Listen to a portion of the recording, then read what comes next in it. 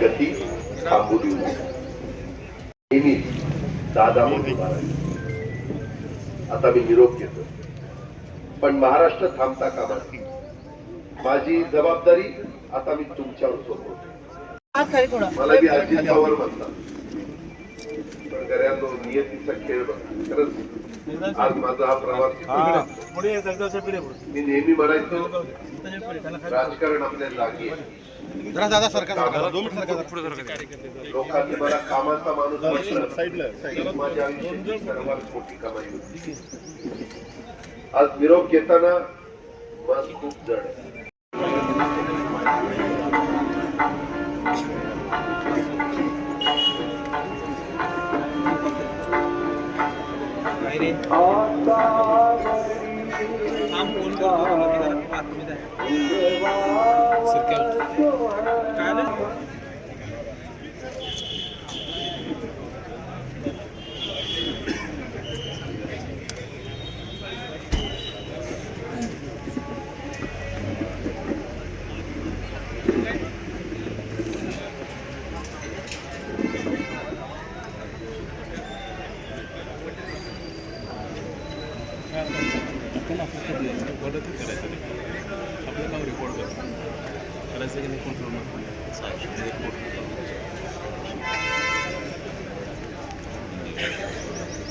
करतील ना त्याचं बाहेर कॉमनच असतं कधी कधी त्यांनी केलं तर करतील.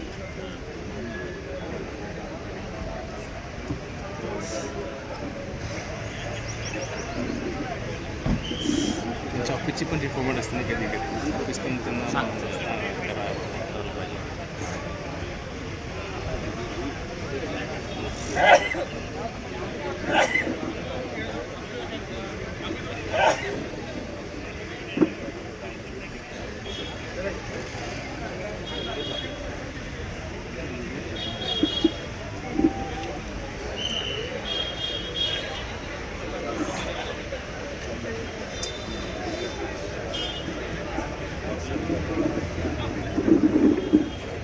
जरासं केलं जाणार आहे का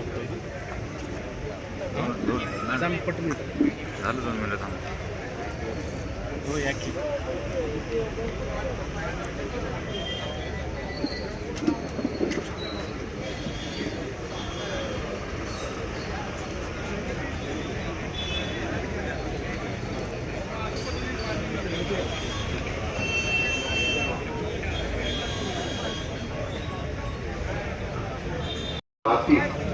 तुमच्या सेवेसाठी येत असताना माझे हात पाय कायम, पण मला अभिमान वाटतो की मी रिकाम्या हाताने नाही तर तुमच्या कामाची फाईल छातीशी धरूनच या जगाचा निरोप शेवटच्या क्षणी.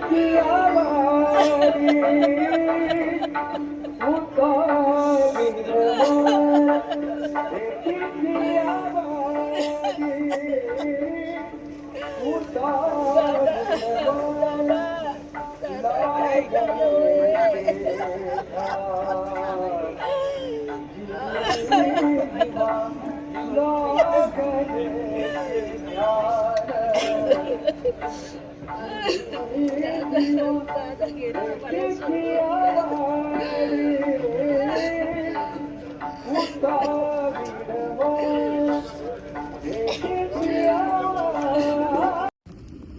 आम्ही सगळे पोळके झालेलो आहोत आणि हे आणि आम्ही कधीच आयुष्यामध्ये करून करू शकणार नाही. ही पोकळी निर्माण झालेली आहे. उपमुख्यमंत्री पदासाठी समीरबाईंनी शपथ घेतलेली आहे. आज 4थ्या दिवशी ते बाहेर सुद्धा पडलेले आहे. खरं तर यामध्ये ते कराडला येत असताना एका कुटुंबाला सांत्वन करण्यासाठी ते करत जातात. त्यांच्यावर एवढा मोठा डोंगर उसळलेला असताना दुसऱ्याचं सांत्वन करण्यासाठी जातात. कसं वाटतंय? बरोबर, मी सुरेंद्रबाईंचं आम्ही मनपूर्वक आभारी आहे.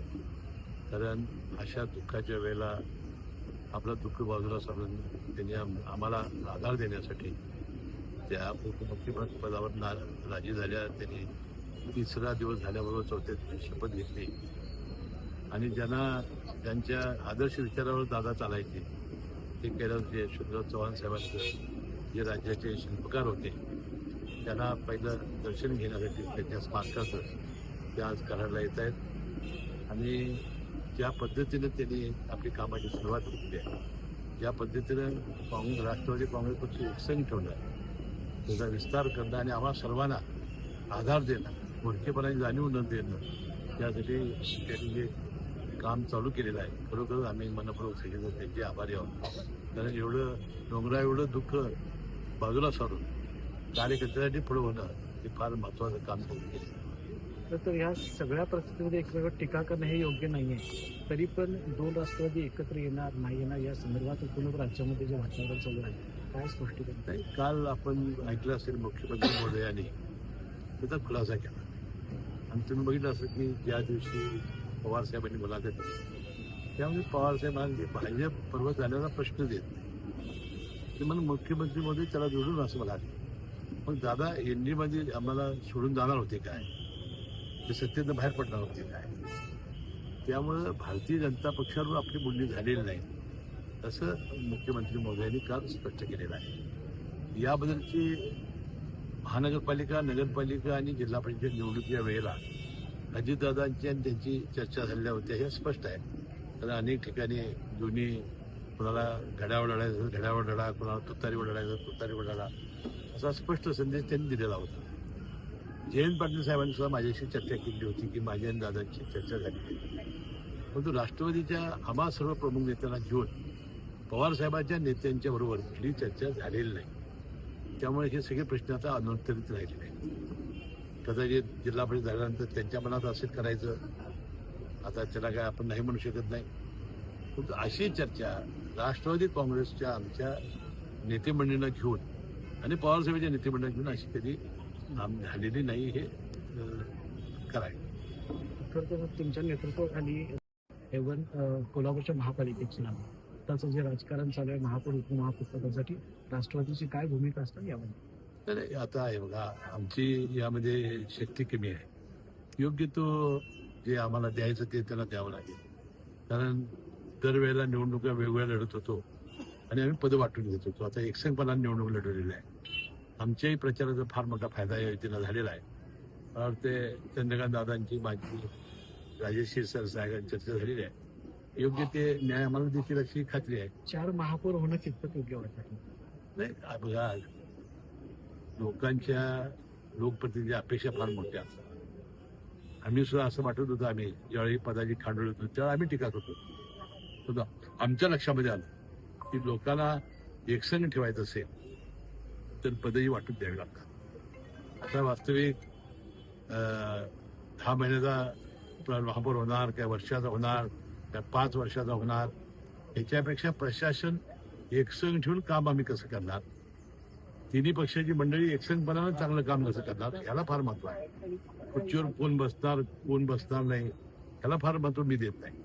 तर ते विकासाची दृष्टी ठेवून आजच वर्तमानपत्रामध्ये आमचे नेते अजितदादा पवारांनी जे कोल्हापूरसाठी केलेलं आहे त्याचं फार मोठी यादी आली आहे.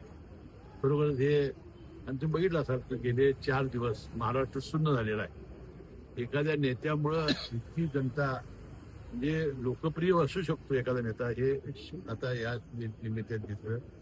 पूर्णपणे राज्य हे शून्य झालं प्रत्येक घरातला एखादा व्यक्ती घेण्यासारखं प्रत्येकाला वाटतंय.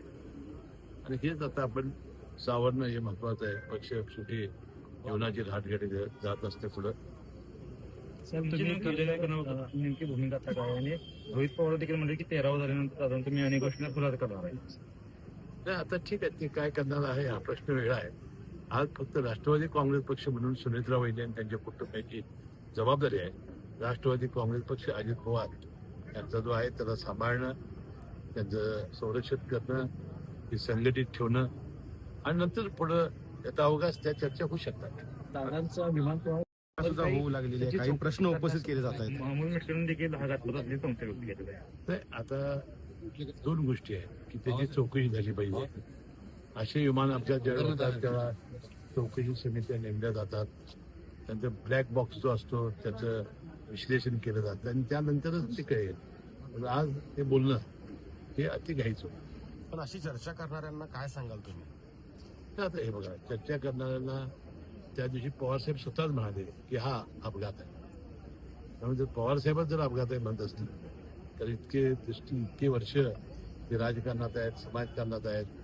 त्यांनी तर विमान प्रवास, हेलिकॉप्टर प्रवास असा अनेक वेळा केलेला आहे आणि ते बारामतीतच होते. त्यामुळं त्यांनीच जाहीर केलं की हा अपघात आहे. साहेब खरं तर या राजकारणामध्ये तुम्ही शरद पवार, अजित पवार यांच्यासोबत अतिशय निकटवर्ती म्हणून ओळख असतात. मुंबईत एखादा पत्रकार किंवा माणूस कामासाठी गेला पवारांकडे ते दादांकडे तर ते डायरेक्ट म्हणाले की तू हसन सोबत, म्हणजे हसन म्हणजे इतकं जवळचं ते एक नातं होतं की या शब्दात ते त्यांचा तो विश्वास होता. आज दादा नाही आहे, त्या दिवशी सुद्धा तुम्हाला दुःख झालं होतं. आज कसं फील करता एकूणच या 4 दिवसांमध्ये काय? आता आम्हाला हे समजलं नाही. तुम्ही अनेक जोडालं की तेच होईल. मी जुना आय लव्ह यू दादा खरं तर म्हणायचं.